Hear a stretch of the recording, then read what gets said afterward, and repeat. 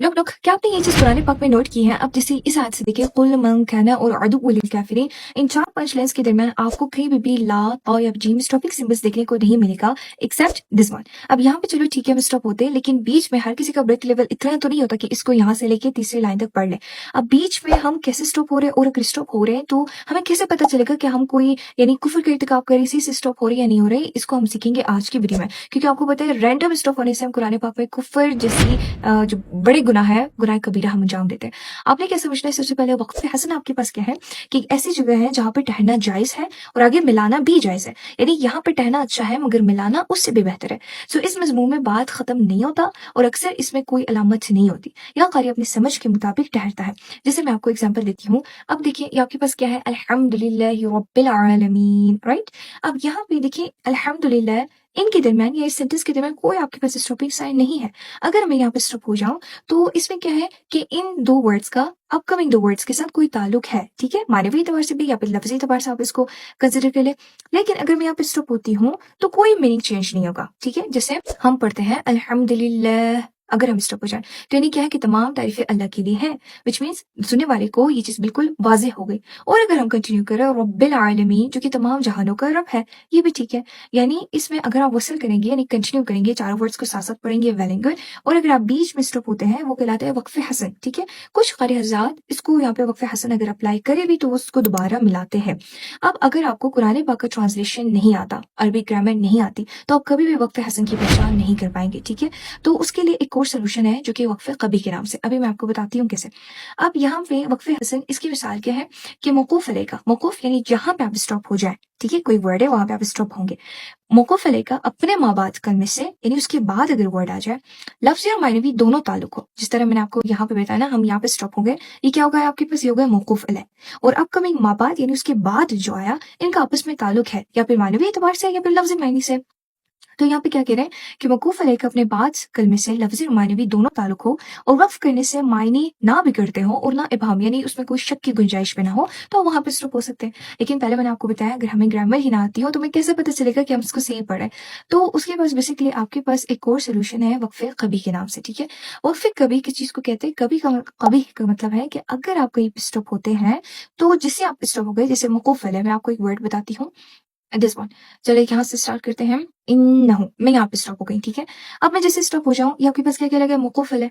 अब मुझे तो क्या भी नहीं आती, मैं क्या करूंगी, इसको और उसके बैक वाले दोनों को मैं कंटिन्यू करूंगी। इसको मैंने पकड़ लिया, पीछे से मैंने पकड़ लिया, दोनों मैंने कंटिन्यू कर दिया। ये आपके पास क्या लगा, वक्फ कभी, यानी ऐसे कंडीशन जिसपे अगर आपको ये चीज पता ना हो मैं गलत पढ़ी हूँ सही पढ़ी हूँ। और वक्फ कभी पता है अगर हम सही से अप्लाई नहीं करें वक्फ कभी और हर जगह पे अपनी मर्जी से स्टॉप हो जाए, अपनी मर्जी से कंटिन्यू हो जाए, तो वो मीनिंग्स को चेंज करता है। जैसे यहाँ पे क्या लिखा है कि मौकूफ अलैह का अपने माँ बाप कलमे से लफ्ज़ और मानवी दोनों ताल्लुक हो, और वक्फ करने से मायना में इबहम पैदा हो जाए, यानी उसमें शक पैदा हो जाए। सुनने वाला जो है कोई अरबिक सुने, हम उसको जैसे बात गलत सेंटेंस बताए तो वो शक में पड़ जाएगा मैं क्या बोल रही हूँ, यानी अगर मायने फासिद हो जाए तो रॉन्ग हो जाएगा। उस कंडीशन में अपने वक्फे कभी अप्लाई करना है। कैसे?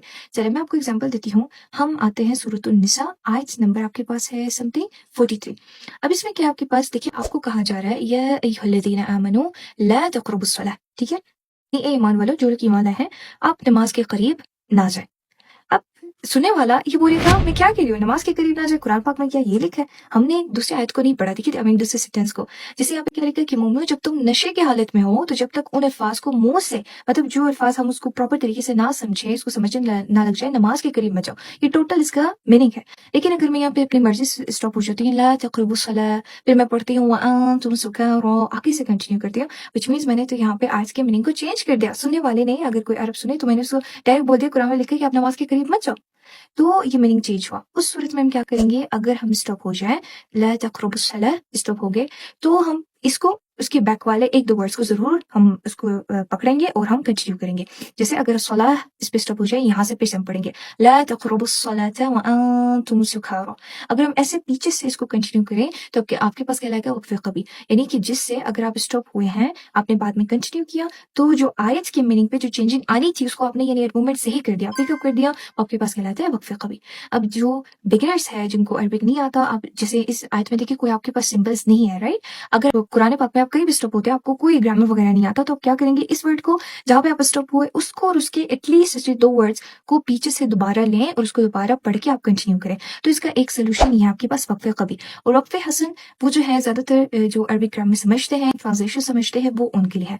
तो मेक श्योर कि चीज़ें ज़्यादा इंपॉर्टेंट है। इसके अलावा अगर हमने समझना है वक़्फ़े हसन, वो कहता है कि वक़्फ़े हसन वो मकाम है जहाँ पे क़ारी को साँस लेने में दुश्वारी हो और वो साँस तोड़कर ठहर जाए या उसका ठहरना जायज़ है। लेकिन अगर वो अगले कलमे से मिला के पढ़े तो भी वो जायज़ है और बेहतर है।